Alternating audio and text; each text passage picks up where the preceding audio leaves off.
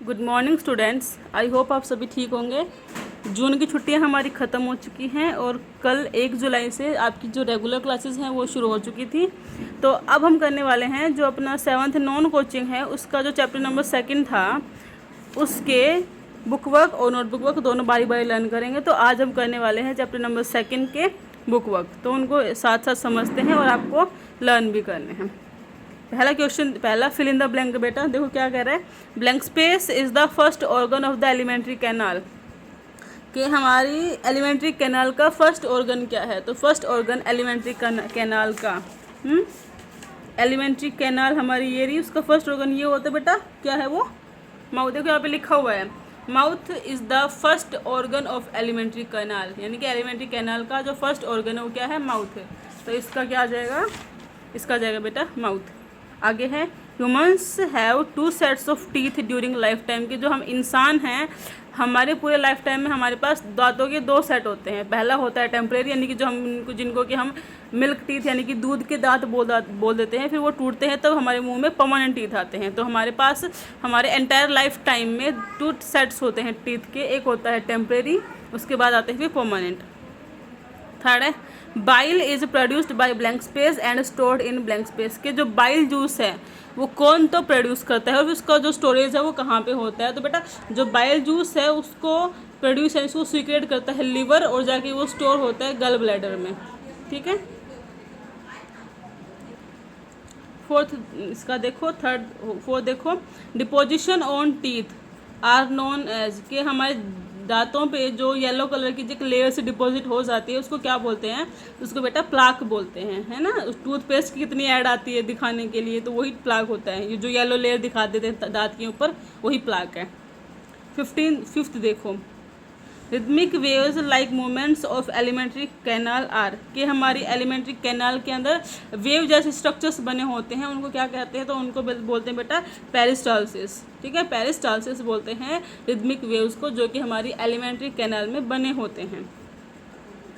उसके बाद है 6th stomach secrets blank space juice which consist of blank space and blank space. की जो स्टमक है वो कौन सा जूस रिलीज करता है जिसके अंदर कौन कौन कंटेन होते हैं, क्या क्या कंटेन होता है। ठीक है, तो जो स्टमक है बेटा वो गैस्ट्रिक जूस रिलीज करता है और जो गैस्ट्रिक जूस होता है उसके अंदर 3 हमारे लिक्विड्स होते हैं, एक होता है फ्लूइड्स होते हैं, एक होता है डाइजेस्टिव जूस, ठीक है, एक होता है म्यूकस और एक होता है एसिड जो कि बेसिकली हाइड्रोक्लोरिक एसिड होता है। ठीक है, आगे है 7th fats are broken down into blank space and blank space. के जो फैट्स हैं जब उनकी ब्रोकेज होती है तो वो किस में ब्रोक होते हैं, तो वो बेटा फैटी एसिड्स और ग्लिसरॉल के अंदर ब्रोक होते हैं, क्या, फैट्स।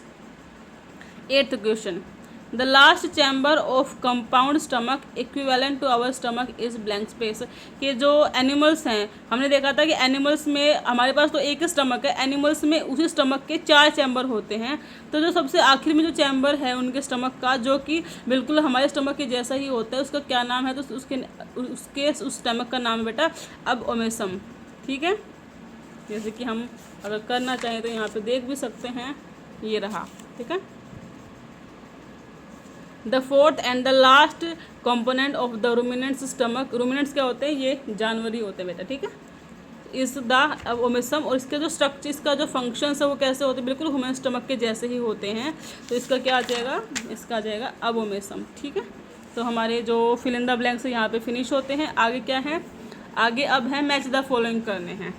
ठीक है, तो पहला है लिवर। तो लिवर का क्या आएगा बेटा, लिवर का आएगा बाइल जूस सिक्रेशन। के जो लिवर है वो बाइल जूस सिक्रेट करता है। स्मॉल इंटेस्टाइन, स्मॉल इंटेस्टाइन क्या करती है, तो स्मॉल इंटेस्टाइन करती है बेटा हमारे डाइजेशन को कंप्लीट करती है, हमारे फूड के डाइजेशन को कंप्लीट करती है। स्टमक का क्या काम है, स्टमक के अंदर फूड वैक्यूल्स होते हैं। ठीक है, 4th है सैलिवरी ग्लैंड। ठीक है, तो सैलिवरी ग्लैंड क्या करती है, सलाइवरी ग्लैंड्स रिलीज किए जाते हैं हमारे टंग के द्वारा। ठीक है, तो इसका हो जाएगा ये जी। उसके बाद है रेक्टम। ठीक है, तो रेक्टम क्या होता है बेटा, रेक्टम क्या करता है, हमारे जो सॉलिड वेस्ट होते हैं उनको रिलीज करने के लिए करता है। ठीक है, तो यानी कि रिलीज ऑफ फेसेस क्या आ जाएगा, रेक्टम का यूज हो जाएगा। लार्ज इंटेस्टाइन, अब लार्ज इंटेस्टाइन क्या करती है, तो लार्ज इंटेस्टाइन करती है हमारे फूड में जो वाटर और सॉल्ट्स होते हैं उनका अब्जॉर्प्शन करती है। ऐसे ही सेवन्थ है अमीबा। अमीबा का क्या आ जाएगा कि अमीबा है ना, क्या करती है जब अमीबा को फूड दिखता है ना तो उसका जो इरेगुलर स्ट्रक्चर है वो अपने आप ही है ना उस फूड की चारों ओर ऐसे फैलने लग जाता है, जिसको हम बोलते हैं शूडोपोडिया। ठीक है, तो ये शूडोपोडिया किस में होता है? ये अमीबा के अंदर होता है, हमने देखा भी था। अमीबा की कहाँ बात, देखो ये अमीबा है हमारा, है ना, अमीबा है, और यहीं पे फिर कहीं पे शूडोपोडिया की भी बात होती है।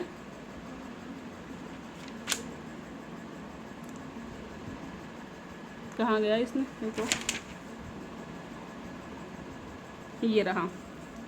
The outgrowth from the cell is known as pseudopodia, यानी कि जो अमीबा के सेल्स का जो आउट ग्रोथ होता है, यानी कि वो फैलने लग जाते हैं फूड के चारों ओर, उसी को बोलते हैं शूडोपोडिया।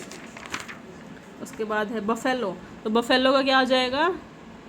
बफेलो देखो हमने देखा था, बफेलो एक रूमिनेंट है जिसके स्टमक के 4 चैम्बर होते हैं, तो उसमें से एक चैम्बर होता है ओमिसम। ठीक है, 9th है स्टमक, ना सॉरी टेस्ट। ठीक है, तो टेस्ट के लिए क्या होता है?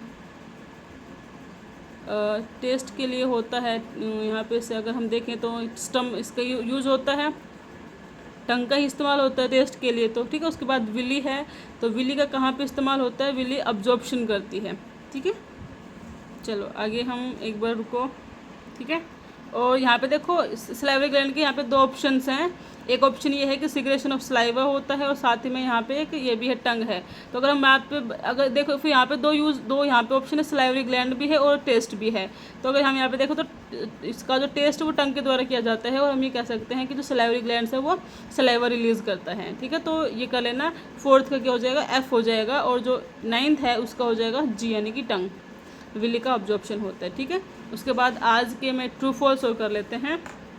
तो पहला बोला है the tongue helps in mixing food with saliva, कि जो जीभ है, जो हमारी टंग है, वो जो हमारे मुंह के अंदर जो सलाइवा जो लार होती है उसके मिक्सिंग में हेल्प करता है फूड के साथ। तो ये बात बिल्कुल सही है, तो इसका हो जाएगा ट्रू। सेकेंड है द गल bladder temporarily stores pile juice, कि जो गल ब्लैडर होता है उसको जो गैल ब्लैडर है वो बिल्कुल टेम्परेरी, यानी कि थोड़े से टाइम के लिए स्टोर करके रखता है। तो ये बात बिल्कुल सही है, हमने देखा था यहीं पे ही कि जो बाइल जूस है ना उसको सीक्रेट तो करता है लीवर, लेकिन उसका जो स्टोरेज होता है वो गैल ब्लैडर में होता है। तो ये बात ट्रू है। थर्ड देखो, the last part of the human alimentary canal is the large intestine, कि ह्यूमन एलिमेंट्री कैनाल का जो लास्ट पार्ट है वो क्या है? लार्ज इंटेस्टाइन है। बिल्कुल गलत बात है, ये तो फॉल्स है। 4th है mucus helps in digestion of food, जो म्यूकस है वो फूड के डाइजेशन में हेल्प करता है। तो बेटा ये बात बिल्कुल गलत है।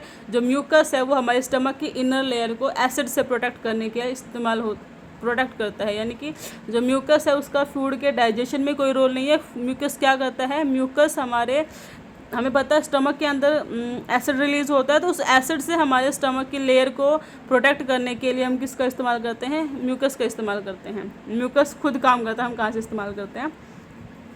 5th है the process of taking in food is called assimilation, कि खाने की जो हम फूड को जब टेक करते हैं, यानी कि जब हम खाना खाते हैं तो उस प्रोसेस को एसिमिलेशन बोलते हैं। तो बिल्कुल गलत है, उस प्रोसेस को इंजेक्शन कहा जाता है ना।